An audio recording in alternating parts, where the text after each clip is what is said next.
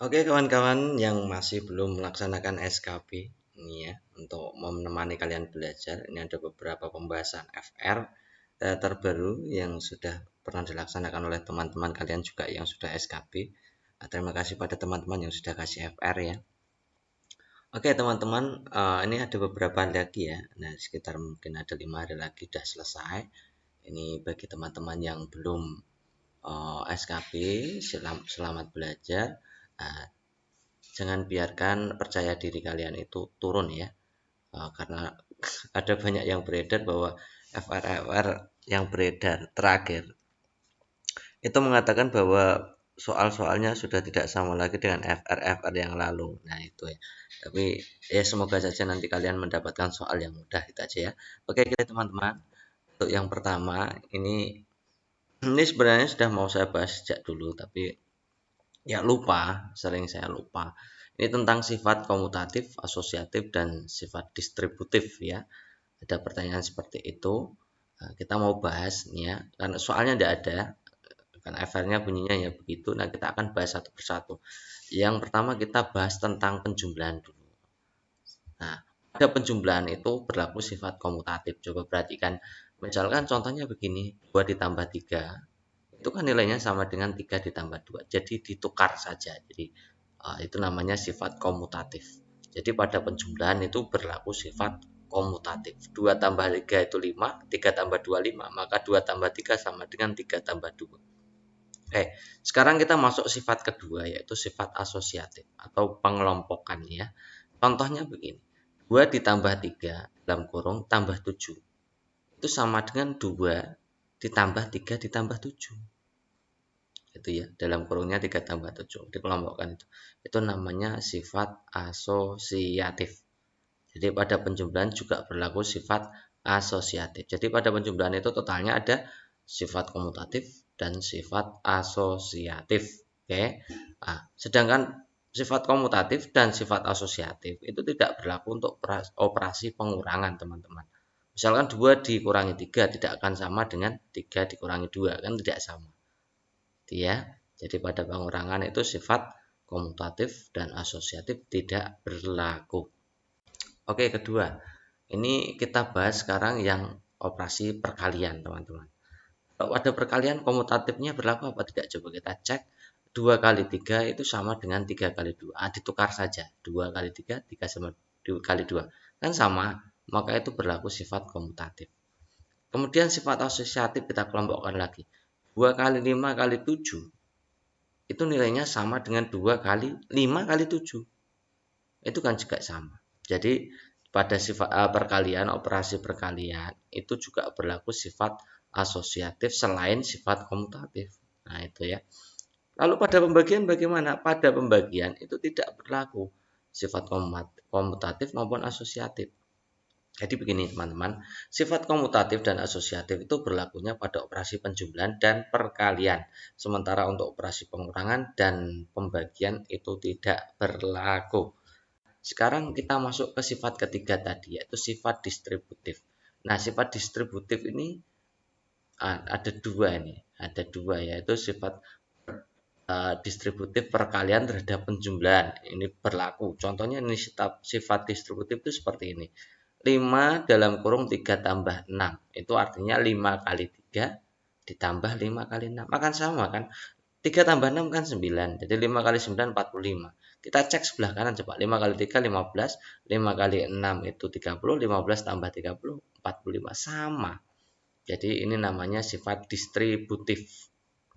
Nah, sekarang kalau perkalian terhadap pengurangan sifat distributif, perkalian terhadap pengurangan bisa enggak? Coba kita cek. Nah, 5 kali 7 dikurangi 6. Sama enggak dengan 5 kali 7 ditambah 5 kali 6? Dikurangi 5 kali 6. Sama. 5 kali 7 itu 35. 5 kali 6 itu 30. Nah, itu sama ya. Oke, gitu ya. Jadi pada sifat distributif itu berlaku perkalian terhadap penjumlahan dan perkalian terhadap pengurangan. Oke, next berikutnya ini masih dengan menyederhanakan pecahan bentuk ratusan ya.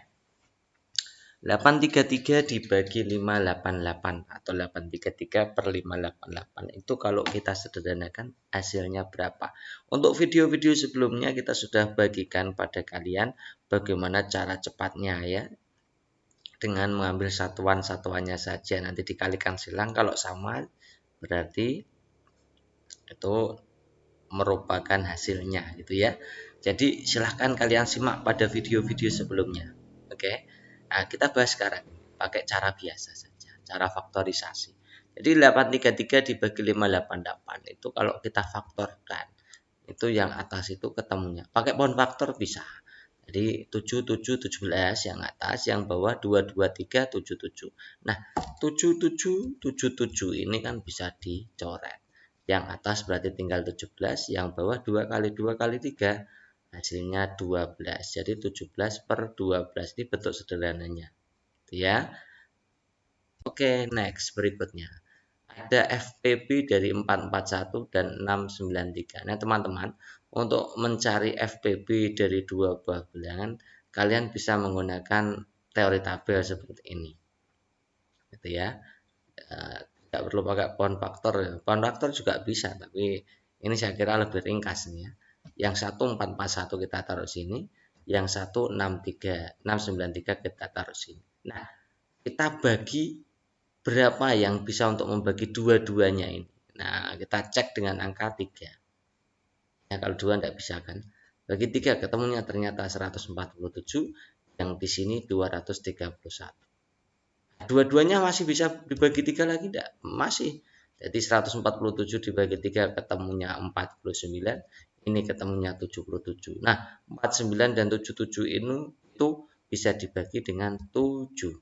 Jawabannya 7, yang sini 11. Nah, selesai. Ini kalau salah satu sudah apa itu namanya? Sudah menjadi bilangan prima ya, maka ini selesai. Maka FPB-nya berapa? Kita kalikan ini pembaginya tadi. Nah, 3 kali 3 kali 7 jawabannya adalah 63. Jadi FPB dari 441 dan 693 itu adalah 63.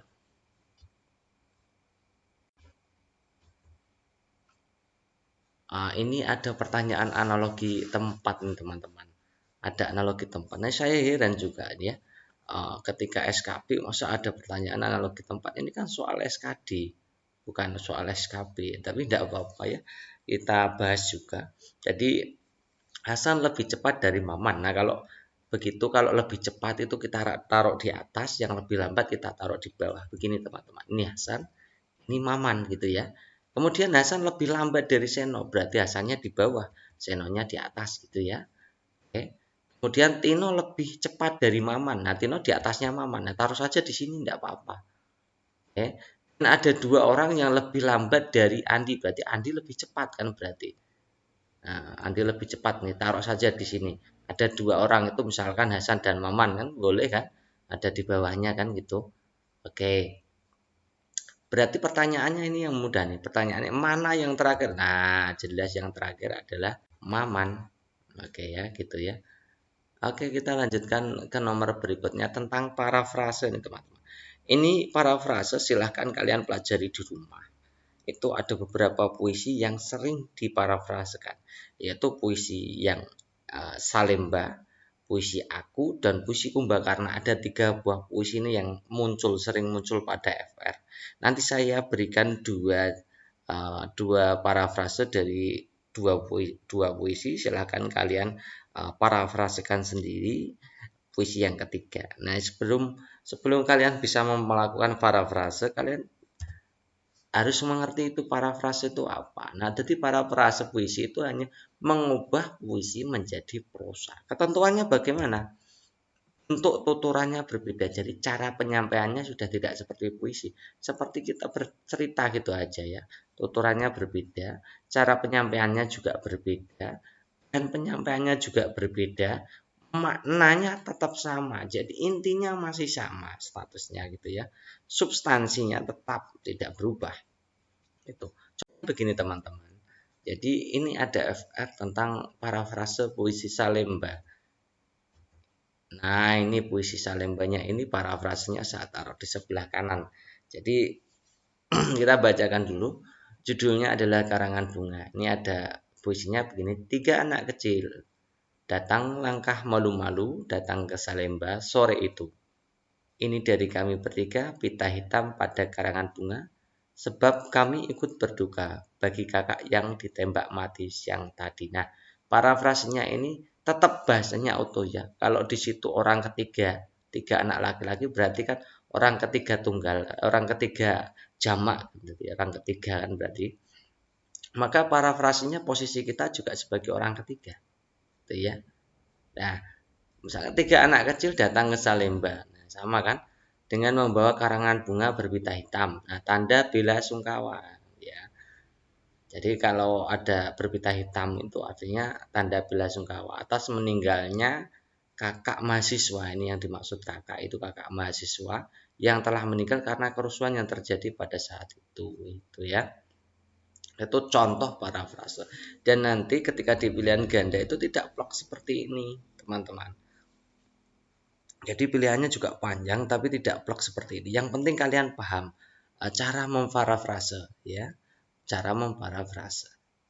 Oke, kita kasih contoh lagi puisi, ini parafrase puisi judulnya Aku. Ini karya Khairil Anwar. Nah, contohnya gini. Kalau sampai waktuku, ku mau tak seorang kan merayu. Tidak juga kau, tidak perlu sendu sedan itu. Aku ini binatang jalang, dari kumpulan terbuang, biar peluru menembus kulitku, aku tetap meradang menerjang. Luka dan bisa kubawa berlari, berlari hingga hilang perih-perih. Dan aku akan lebih tidak peduli, aku mau hidup 1000 tahun lagi. Nah, itu contoh puisinya. Parafrasinya begini, teman. Di situ tulisannya aku. Maka di sini parafrasnya juga aku, sebagai aku gitu ya. Jika sudah sampai waktu yang ku miliki, nah itu masih pakai ku ya. Di dunia ini maka aku tidak ingin ada lagi yang akan membujuk. Oke. Tidak juga dia atau siapapun yang ada di dunia ini ya untuk membujuk lagi tentang apapun. Nah, tidak usah kita bersedih apalagi menangis karena aku sendiri bukan sesuatu yang penting. Aku bukan orang yang tepat untuk ditangisi karena aku sendiri adalah orang-orang yang terbuang. Namun aku akan tetap teguh pada pendirianku walau apapun yang ada di depan. Nah, apapun yang ada di hadapanku aku tidak pernah peduli. Tetapi jika masih ada kesempatan maka kuharap masih ada umur untuk melakukan apa yang kuinginkan. Contohnya. Kemudian ini saya kasih uh, puisi Kumbakarna, nanti diparafrasekan sendiri. Ini puisinya panjang teman-teman. Puisinya panjang sekali. Kutuk Ganda Rahwana menculik Sinta adalah mencuri mestika kerajaan Ayodhya. Meski atas nama cinta bukan begitu laku kesatria. Kembalikan sang dewi ke pangkuan Sri Rama dan biarkan ku selesaikan tidurku yang tertunda. 10 kepala Rawana menentang kata Kumbakarna. Diumbarnya taring dalam mulutnya, dan 20 tangan terarah ke satu titik medan lata. Kesana sang adik mesti menuntaskan baktinya. Tak ada waktu bersilang kata, kemarahan Sri Rahma menguncang bumi dan angkasa. Membangun nanaman mengumpulkan balat wanara, dan dari 8 penjuru mata angin menyeru Alengka. Bukan demikian Rahwana ku pertaruhkan nyawa, sebab Raja Durjana tak pantas dibela, tapi tanah tumpah darah Alengka ku junjung tinggi hingga puncak surga. Apa tak ku persembahkan bagi negeri? Seandainya panas Sri Rama menggal kedua tangan, ku perkenankan kerajaan ini dengan kedua kaki. Ku pertahankan kerajaan ini dengan kedua kaki. Seandainya dipenggal juga kedua kakiku, ku lawan dengan tubuh buntungku. Sumpahku pada Alengka, perjuangan tak akan usai sebelum kepala terlepas dari raga. Sebab kesetiaan pada negeri hanya kepada taruhan. Itu ya contohnya ya. Itu contoh puisi Mbak Kana seperti itu. Nanti ada soal seperti itu disuruh parafrase. Silakan buat parafrasenya sendiri ya. Oke. Kemudian ada pertanyaan tentang otot. Ini banyak yang salah paham ya. Jadi ada otot yang bekerja saat tidur. Nah, Ini tergantung opsi pilihan gandanya teman-teman. Jadi ada 2 otot yang bekerja di luar kesadaran kita. Nah, termasuk tidur kan di luar kesadaran kita, yaitu otot polos dan otot jantung. Otot polos itu otot yang berada misalkan di saluran pernapasan, kandung kemih, dan lain-lain lah. Di usus itu juga ada otot namanya otot polos. Bekerjanya di luar kesadaran, itu bekerja sendirilah, suka-suka dia. Kalau otot jantung juga demikian. Jadi kita tidak bisa menggerakkan otot jantung itu mau berhenti atau tidak bisa ya. Jadi itu di luar kesadaran. Nah, bedanya otot polos dan otot jantung, kalau otot polos itu bentuknya polos. Kalau otot jantung itu seperti otot lurik, namun bekerjanya di luar kesadaran seperti otot polos. Nah, jadi ototnya sepertinya bentuknya seperti lurik, tapi cara kerjanya seperti otot polos. Nah, kemudian otot yang bekerja saat kita tidur, nah jawabannya adalah otot polos dan otot jantung ya. Kemudian otot tak sadar, bentuknya garis. Nah, ini pertanyaannya kan unik ya. Otot tak sadar kan hanya ada otot polos dan otot jantung kan gitu ya. Tapi bentuknya garis, garis itu lurik artinya, teman-teman. Jadi garis itu lurik. Jadi otot yang bekerjanya seperti otot polos tapi bentuknya lurik. Tadi jawabannya berarti otot jantung.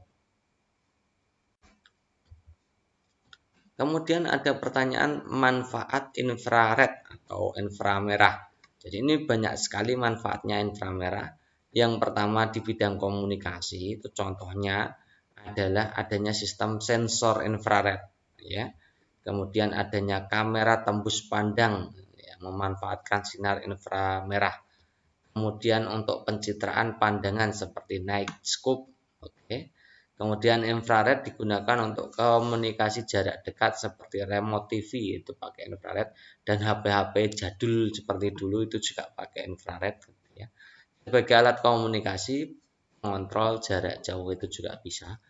Kemudian sebagai salah satu standarisasi komunikasi tanpa kabel itu juga bisa. Nah, sekarang masuk ke bidang kesehatan. Komunikasi sudah ya, bidang kesehatan sekarang. Untuk mengaktifkan molekul air dalam tubuh itu juga pakai infrared. Kemudian meningkatkan sirkulasi mikro juga sama. Meningkatkan metabolisme tubuh, mengembangkan pH dalam tubuh juga pakai infrared. Infrared juga dimanfaatkan sebagai infrared jarak jauh, banyak digunakan pada alat-alat kesehatan. Nah, kemudian pada bidang industri, nah lampu infrared, nah tuh pemanasan infrared itu industrinya. Nah, kalau di keruangan contohnya inframerah yang dipancarkan dalam bentuk sinar inframerah terhadap suatu objek dapat menghasilkan foto inframerah. Nah, ya, ada pertanyaan lagi tentang jumlah diagonal segi. Seginya biasanya yang keluar segi 8, 9 sudah kita bahas, sekarang segi 6. Gunakan rumus yang sama ya teman-teman. N dikurangi N dikali N min 3 dibagi 2. Nah, ini rumusnya. Kita masukkan angkanya saja. Jadi kalau mencari segi 6 ya 6 dikali 6 dikurangi 3 dibagi 2. Jadi 6 kali 3 dibagi 2. 6 dikurangi 3 kan 3. 6 kali 3 bagi 2, 6 kali 3 18 bagi 2 nilainya 9. Jadi banyaknya diagonal pada segi 9 beraturan adalah 9. Segi 6 beraturan 9 diagonal kayak gitu ya. Oke, next, ini penyebab rotasi bumi. Jadi apa yang menyebabkan bumi itu berotasi atau berputar pada porosnya ya? Kalau rotasi itu berputar pada porosnya. Apa yang menyebabkan bumi itu berputar pada porosnya atau berotasi? Ada 2, yaitu penyebab eksternal dan penyebab internal. Penyebab eksternal itu pengaruh dari faktor luar. Contohnya apa? Dorongan dan tumbukan yang terjadi pada saat awal proses penciptaan alam semesta. Kemudian ada interaksi antara gaya gravitasi planet bumi dengan matahari dan planet-planet lain, objek-objek langit lainnya, itu ada interaksi gaya gravitasinya. Itu menyebabkan bumi tetap berotasi ya. Kemudian proses atmosfer dan pergerakan arus laut ini juga menyebabkan bumi tetap berputar. Nah, sekarang penyebab internal atau dari dalam bumi itu sendiri. Nah, contohnya apa? redistribusi massa bumi. Jadi massa bumi itu selalu bergerak, teman-teman. Ya, selalu bergerak. Nah, ini juga yang menyebabkan rotasi. Kemudian gerakan aliran logam panas di inti bumi. Sebenarnya inti bumi itu juga bergerak, teman-teman. Ini juga yang menyebabkan bumi tetap berotasi. Ini ya, Maha Besar Allah ya, yang telah menciptakan itu. Next, akibat rotasi bumi. Nah, jadi rotasi bumi itu punya akibat. Nanti kalian pada pertanyaan akan disajikan beberapa item mana yang merupakan akibat dari rotasi bumi. Nah, di situ juga nanti terkumpul item-itemnya antara rotasi dan revolusi. Kalian harus bisa membedakan. Ya, pada video kali ini kita akan bahas apa akibat dari rotasi dan revolusi bumi. Nah, rotasi dulu ya. Kita bahas rotasi. Yang pertama adanya siang dan malam, teman-teman. Siang dan malam itu akibat rotasi bumi. Kemudian ada gerak semu harian matahari. Itu juga akibat rotasi.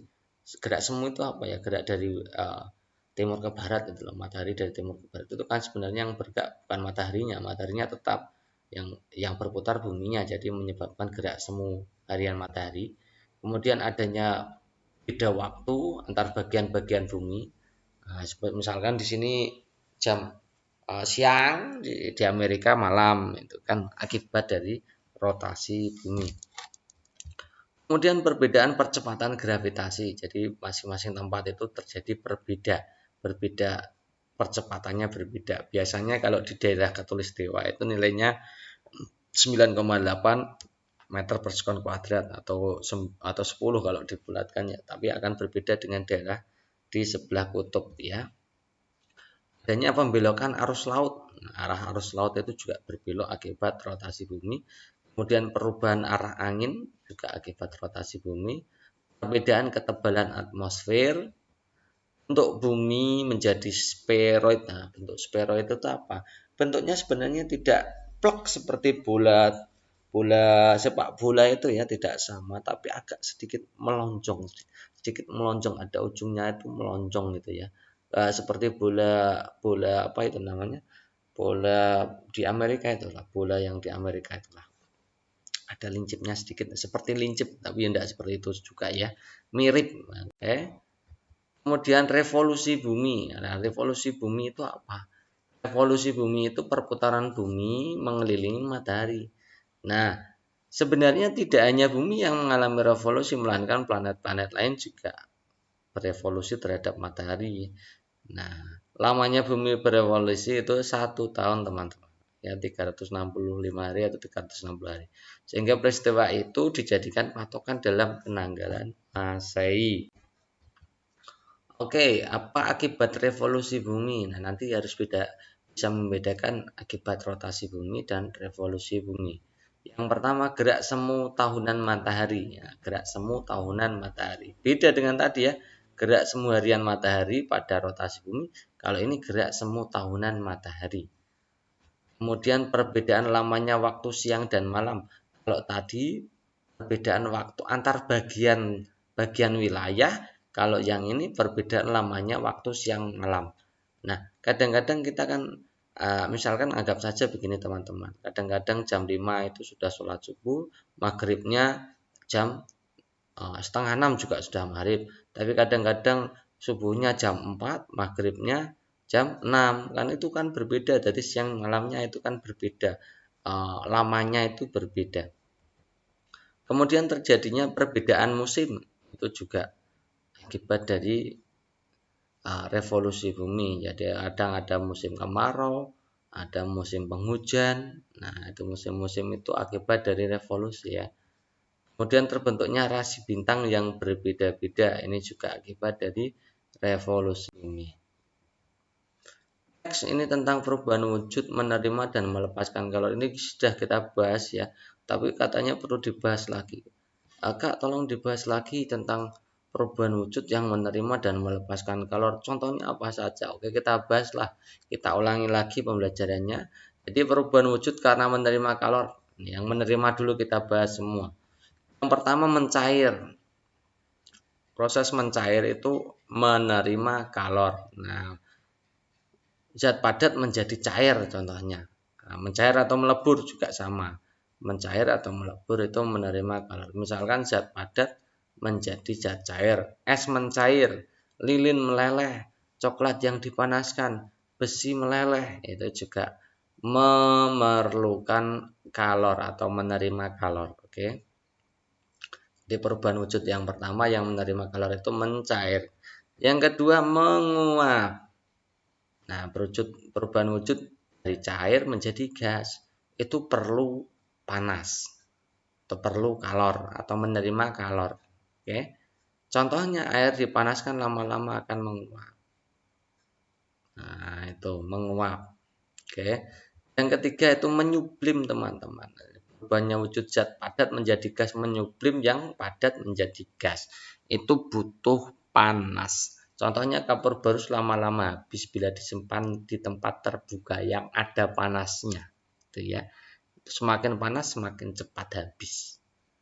Itu ya. Jadi ada 3 perubahan wujud yang menerima kalor, yaitu mencair, menguap, menyublim.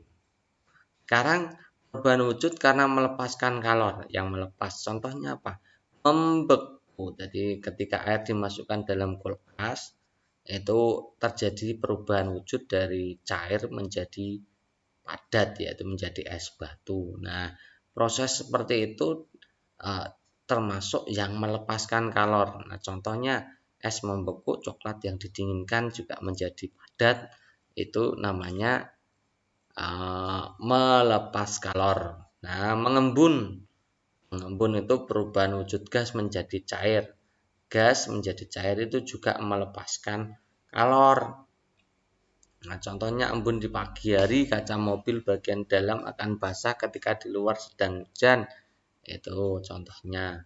Kemudian mengkristal, perubahan wujud dari gas menjadi padat. Ini contoh pembuatan garam, itu ternyata melepaskan kalor. Lubang knalpot yang menghitam karena gas dikeluarkan menjadi padat, itu juga termasuk melepaskan kalor. Oke, ada pertanyaan segitiga sama kaki. Nah, sisinya 13, alasnya 10. Berapa luasnya? Gambarnya kita buat dulu. Ini gambarnya seperti ini. Kemudian kita kasih nama saja ABC. Ini untuk menerangkan pada kalian ya. Nah, untuk menghitung luas segitiga bentuk sisinya diketahui, tingginya tidak diketahui, maka kita caranya ya dibuat ABC gini dulu ya, kita buat garis tinggi kemudian kasih D. Nah, alasnya 10, kita gambar ini alasnya. Ini 10 ya, teman-teman. Nah, itu 10 ini kan ini 5 gitu ya Yang satunya sisinya ini 13, ini juga 13 kan sama kaki gitu ya. Nah, kemudian lihat segitiga CDB, teman-teman. CDB kan segitiga siku-siku ya. CDB segitiga siku-siku, kita akan cari CD-nya. Nah, karena CD-nya mencari CD berarti mencari sisi yang pendek, salah satu sisi yang pendek, maka dikurangkan. Jadi akar 13 kuadrat dikurangkan 5 kuadrat. Hasilnya 169 dikurangi 25. Hasilnya 144. Berarti hasilnya 12. Jadi akar 144 itu kan 12. Oh, jadi kan tinggi, berarti tingginya ketemu 12. Itu ya. Kemudian langkah berikutnya baru kita hitung luasnya. Kita tuliskan dulu luas segitiga kan rumusnya alas dikali tinggi dibagi 2. Itu ya. Alasnya berapa tadi? 10. Tingginya adalah diketahuinya sudah dihitung tadi 12. Jadi 10 kali 12 dibagi 2. Nah, 12 dan 2 itu kan bisa dicoret, hasilnya 6. Jadi 10 kali 6 nilainya adalah 60. Itu ya, teman-teman. Ternyata soal-soalnya. Oke, itu teman-teman apa yang sudah kita bahas hari ini. Sebenarnya banyak effortnya, tapi kita sudah pernah bahas di video-video sebelumnya. Jadi ini kita menambahkan saja apa yang belum kita bahas, kita tambahkan gitu ya, supaya perbendaharaan apa yang kalian pelajari itu bisa full, nanti bisa mengerjakan soal-soal SKB dengan mudah dan skor maksimal. Oke ya. Jadi selamat berjuang teman-teman bagi besok pagi yang tes. besok tanggal 6, 7, 8, 9, 10 bagi yang tes, kita akan tetap temani kalian memberikan FR yang terbaru. Jadi kalau seandainya besok misalkan FR-nya sudah lama-lama, artinya sudah pernah kita bahas, maka kita tidak buatkan FR-nya ya. Kalau ada yang baru silahkan ditaruh di kolom komentar. Oke, nanti kita akan bahas. Oke. Gitu ya teman-teman, selamat berjuang dan semoga lulus menjadi PNS tahun ini. Seandainya bagi teman-teman yang belum lulus, nanti silahkan belajar lagi untuk SKD, belajar SKD, SKB, belajar lagi selama 1 tahun. Pengalaman membuktikan bahwa belajar dengan persiapan yang lebih matang selama 1 tahun itu proporsi peluang untuk lolosnya lebih tinggi, jauh lebih tinggi ya teman-teman. Jangan pernah belajar dadakan ya, belajar dadakan atau mengandalkan FR dari YouTube saja di akhir ketika mau tes baru ada FR. Nah, kita kan tidak tahu nanti kita itu tesnya pada tanggal berapa. Kalau pas tanggal terakhir kalian diuntungkan dengan hal itu, tapi kalau di awal-awal kasihan sudah menunggu FR tapi ternyata ujiannya di awal-awal tes kan gitu kan, enggak enak kan gitu ya.